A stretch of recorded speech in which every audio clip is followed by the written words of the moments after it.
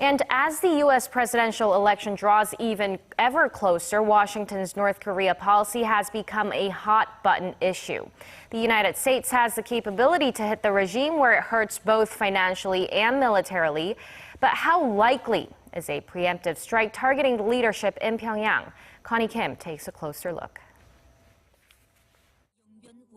As North Korea's nuclear capability advances with 2 nuclear tests this year, the idea of a preemptive strike against North Korea has reemerged as a topic of speculation within the United States. In the recent vice presidential debate, Democrat Tim Kaine said a president should, quote, take action to defend the U.S. against imminent threats in response to a question about whether the U.S. should take preemptive action against intelligence that North Korea was about to launch a nuclear-tipped missile capable of reaching the United States. However, he declined to say what kind of action and said it would be necessary to first determine how credible the intelligence is. The current U.S. administration has always been very cautious about the idea of a preemptive strike on North Korea. In an interview with CBS in April, U.S. President Barack Obama said Washington's first priority is to protect the American people and U.S. allies, South Korea and Japan, which are vulnerable to North Korea.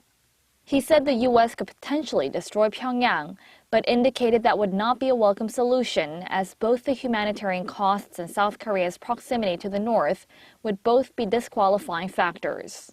That makes the likelihood of a preemptive strike extremely unlikely, despite any speculation to the contrary. If the United States had intended to engage in a preemptive strike after the 5th nuclear test, it should have come a lot earlier than now. We're many days past the 5th nuclear test.